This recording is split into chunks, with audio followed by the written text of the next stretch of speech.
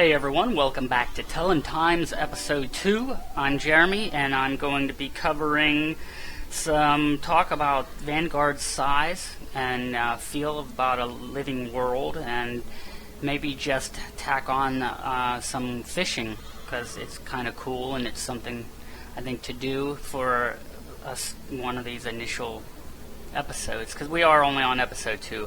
To recap, in episode 1, and for anybody who hasn't watched it, the link will be in the description below, I talked about how Vanguard is going free to play soon, this summer actually, probably maybe mid to late summer will be my guess. I don't know for sure, but they've got a new dev team. They're ramping up development again. See these bugs here, you can see the flashing bushes, so you should be able to see how some of the, it's hitching, and you can see the lag and stuff. So hopefully they'll be working on that a lot. But even with all that stuff, Vanguard is a tremendously awesome and beautiful game to look at. I talked about how I thought Vanguard was a theme park, but it was so large and it gave so many options to get gear and stuff, which a lot of newer MMOs don't, that it makes Vanguard feel a little bit like it has a sandbox element to it. I also talked about how I thought new players would take to the different systems and features in Vanguard because there's a slower paced combat. It's a slower feel. It's more, without trying to get into some kind of artsy-fartsy description, the game will just feel, when you're playing it, it'll just feel like you're more like you're in a world, more like you're actually in a living, breathing world than in today's MMOs. Now, today's MMOs like World of Warcraft, Runes of Magic, Lord of the Rings Online, those do an excellent job, especially Lord of the Rings Online, as far as like a really artistic world. So I'm not knocking anything, but Vanguard feels like a real world to me, differently than, say, World of Warcraft. Maybe it's the art style mixed in with the depth of graphics and the sky. I mean, look at the sky. The sky is amazing. It's got clouds that move. It's got day and night in real time for everyone. I say real time, but it's like, it affects everyone the same. Like, if it's night over here, for me, it'll be night for everybody in this area. So that's what I covered a little bit of and a little bit more of in last week. So if you want to hear all of that, then just click on the link in the description and you can watch that. Today, bouncing off that, is this whole living world idea, which I was kind of already getting into. Vanguard is just amazingly immense. Players today raised on World of Warcraft, which is funny because Vanguard came out 1 or 2 years after World of Warcraft came out. It just became instantly more popular. Those players raised on that might find culture shock when they come into this game and they're really geared up, no pun intended, to play it as a video game and play the dungeons as if they are levels in a video game and just try to burn through it as fast as possible just to get the gear, and it's all about the numbers. And Vanguard does have all that in a sense. It does. So I think it will satisfy, but maybe not as wholly as a game like World of Warcraft, because there are multiple ways to get things. You could get gear, good gear, from crafting, from missives, which are basically daily quests. You could get good gear from the United Races of Thestra quest line, which is like sort of like an epic quest, I guess. Other MMOs like Runes of Magic have epic quest lines, and when you complete them, you get really good stuff, better than normal world quests. And so just in those few different ways, you're getting really good gear. Oh, also, there's faction coins. You can sign up to a particular faction, basically signing up to a particular city. and then you can start collecting faction coins, and if you get enough, you can turn them in for some really cool prizes. So yeah, multiple ways. I remember Runes of Magic, to talk a little negative, I guess, here. They started their little world events, which are really fun. I love them. I wish they would work on them more. They provided things like mementos and whatnot, and it became this huge, heated debate in the forums over world events and the rewards offered in the world events compared to dungeons and the reward, because the game becomes so streamlined. And again, I say, like World of Warcraft, these games are so streamlined that there's really not that much to offer. There's like gear, because it's like, hey, let's do these quests and then get you into the dungeons and start earning that gear so you can get to the next dungeon and earn more gear. Vanguard does operate that way, like I said, but you can get that stuff in many different ways. In World of Warcraft or Runes of Magic, they really got fired up over these world events, saying, like, I mean, they really didn't, people that really preferred the dungeons, they really were against the idea that anybody could actually go to a world event and get enough mementos to buy good enough gear to, like, go to a dungeon higher than the person who was earning gear through the dungeons could get. And I think when it goes free to play, new players will come in and maybe feel that way. And I know this is kind of a habit of it's kind of human nature. People are going to come into this game. If you're a veteran watching this right now, I'm going to tell you right now, I could guarantee it. There will be players that come into this game. They'll see everything, and they won't like the slow. They'll fall back on what they know, and which isn't always a bad thing. I mean, to fall back on what you know. People need to, like, do what they know, and they need to know something to do something, you know. So, but they're gonna fall back on what they know and cry and scream for crafters to lose all the benefits, so the people doing the dungeons, so it doesn't devalue people doing the dungeons. I guarantee it will happen. I mean, it's probably happened for the last 7+ years in every MMO out there, no doubt, that plays, you know, similar to World of Warcraft and whatnot. Now, to say, be more positive, I think Lord of the Rings Online, or not Lord of the Rings Online, Guild Wars 2. I really love what Guild Wars 2 did, and not just for the gameplay, but for what it could be doing to the industry. I'm really pleased to see that they're going this route of, hey, just have fun. Gear doesn't mean squattily in our game. It doesn't mean anything in our game. Nothing means anything in our game anymore, except you just having unbridled, innocent, non-trolling, non-hurting other people fun. You know, and I think that's always an underlying sentiment that I think everybody wants, or most people want. So it's really cool that ArenaNet's doing that with Guild Wars 2. The game gear doesn't matter in the game at all. Now, my spiel is that can happen in a game that does happen. I mean, that could happen in Runes of Magic, one of the most gear-heavy games I've ever seen. Probably the most gear-heavy game MMO you'd ever play. It is all about gear, and the gear can be tremendously upgraded, improved, refined, added to. It's just amazing what you can do with the gear and how far you can go with just one piece of gear. I could take a pair of gloves and I could put up to 6 stats onto it. And then I could find better stats where the stats each have 2 numbers instead of 1 number, so it's almost like having 12 stats And then I could put refining jewels on them, which is like +1, +2, and I could plus it all the way up to +16. And then I could over durability it, which gives it a 20% bonus. Then I could drill up to 4 slots in it that can fit 4, you know, it's on and on and on. But even in a game like that, I think the Guild Wars 2 mentality can exist. I don't think you need a game to force you to do something for you to enjoy it. It just doesn't have to happen. You just don't need it.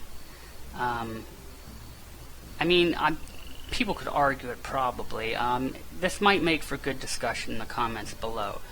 But that's my opinion on that. I don't want to keep harping on it. I'm beating a dead horse now. But so Vanguard is a tremendously huge world, and each continent is just amazingly large.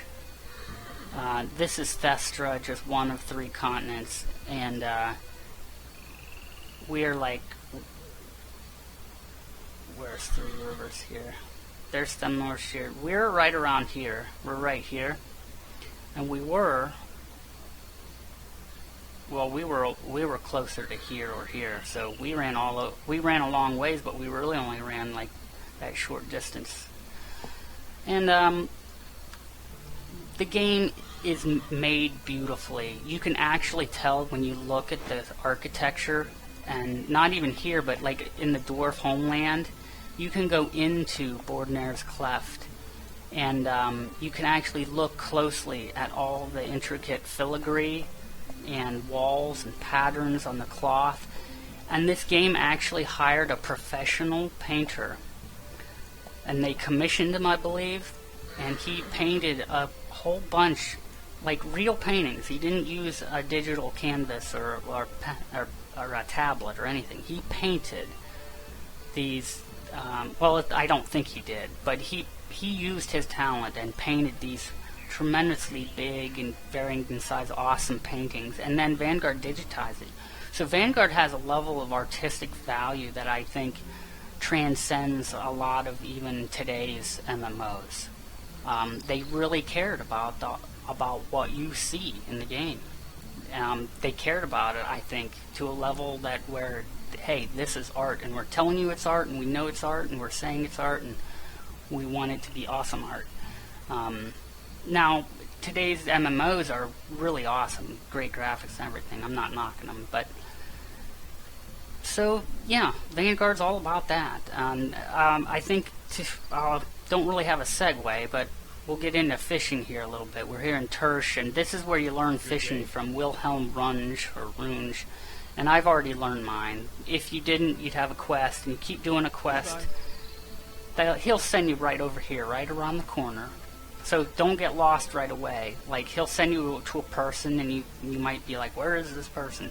Just come right over here by these boxes, and this is the fishing supply vendor.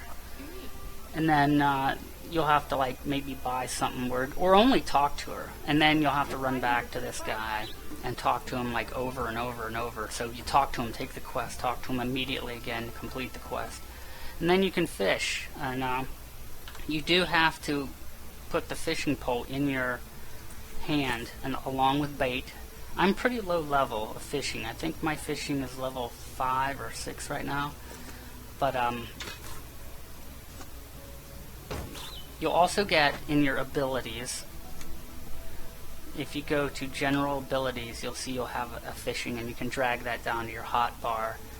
And then when you fish, or when you have your thing on, fish will appear. See these fish? So there's actual physical fish, so you can like aim towards them with your lure and bobber. And you can right click or whatever hotkey you have this on. You hit it once, and it'll keep casting very far. You can cut it short by clicking the button again.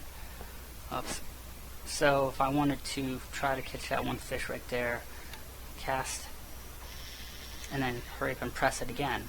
You can see. You can see if I didn't hurry up and press it, I would have cast way over to the other shore. And so there you go. I got a fish on. I'll show you what to do. You have to play Simon Says, repeat his movement with the WASD keys. Well, that should have worked. There we go. So he went down, I hit S. He goes up, I hit W. And so on. Right, I hit D. That's how that works.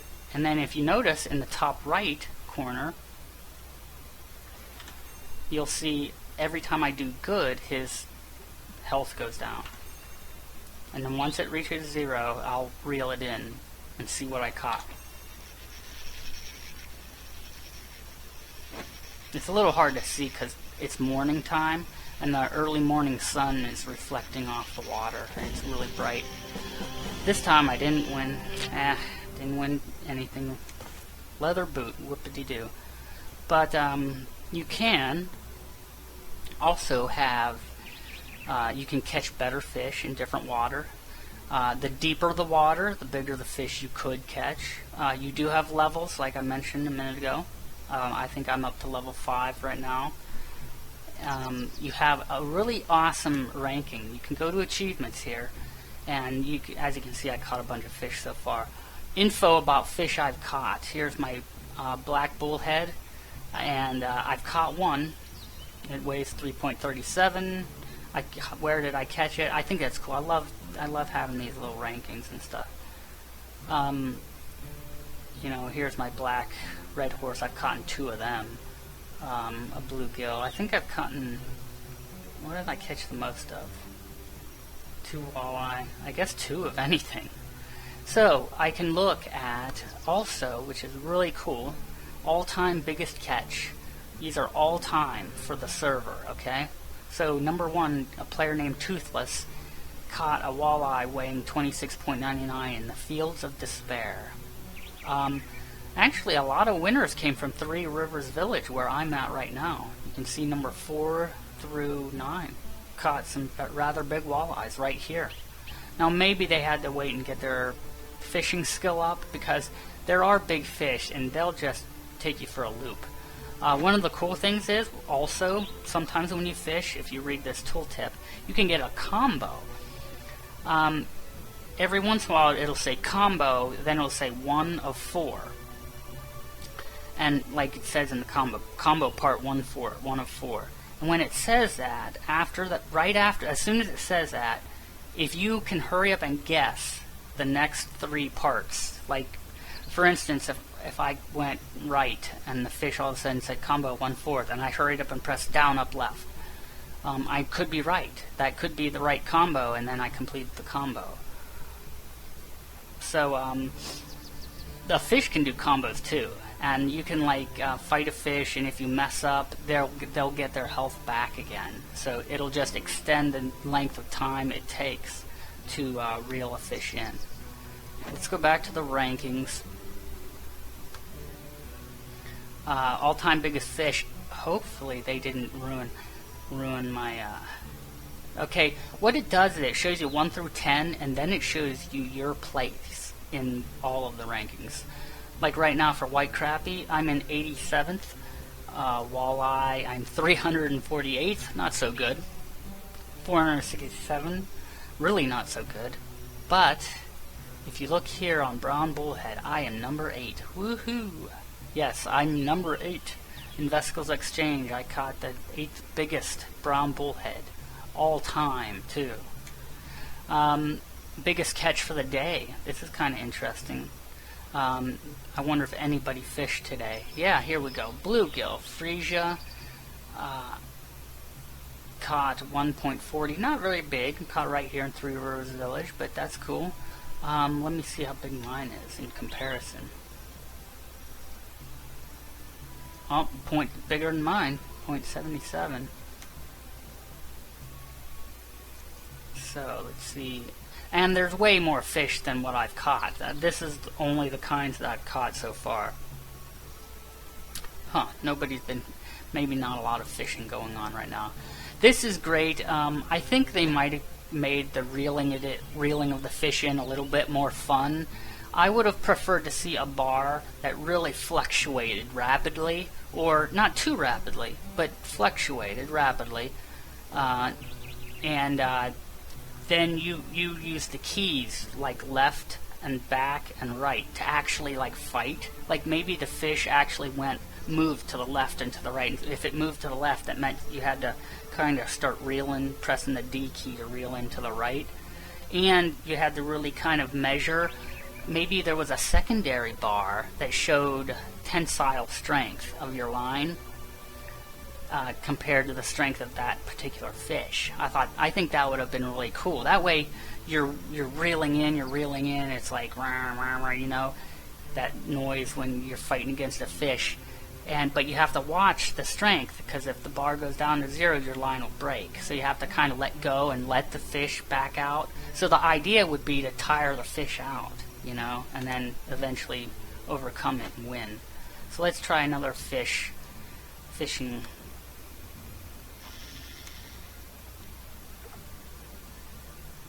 Here we go.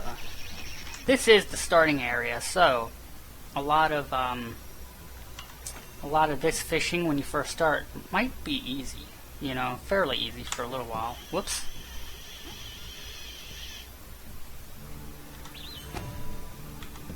Oh, now see, that combo appeared, but I hit right and it was wrong. The first time the next button I hit, was wrong. Oh, see, I messed up on that too.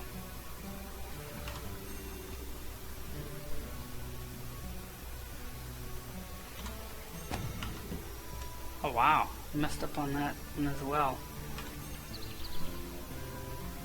I think I tried up, left, and right for the combo. I must have to hit down again. There we go.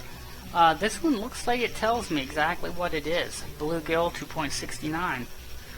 So I've caught the biggest fish of the day now, weighing in at 2.69. That's the biggest bluegill you've ever caught. So let's go back to the rankings before I close out this edition of Telon Times episode 2. Where am I at here? I always forget. All-time biggest catch. We want biggest catch of the day. See, there we go. So there I am, Abenaki Anvil Slayer, that is. So, that's about it. There are players. There's a very dedicated group of people in this game. Oh, don't forget, you don't actually always reel it in. You have to right-click like you're looting a mob. And then you can get your fish. There's a very dedicated group of players in this game that love to host player events, and that's what I love about games. I love games that let players be able to do what's called emergent gameplay. Emergent gameplay almost doesn't exist anymore in games today, does it? So they hold fishing events, and players give out some groovy prizes. They give out free houses and boats, which are like huge prizes in this game. And I'll go over those in a later episode. But for now, all the information's in the description below. You can tweet me on Twitter. I'm at Jeremy_Stratton. You'll also see my blog, Just One More. That'll be in the description as well. You can always check out my writings on massively.com. This is for my personal blog, but you can read what I have to say about Vanguard and other games on massively.com. I'm on there as well. So until next week, we'll see you in the land of Telon, or not. Hopefully we do.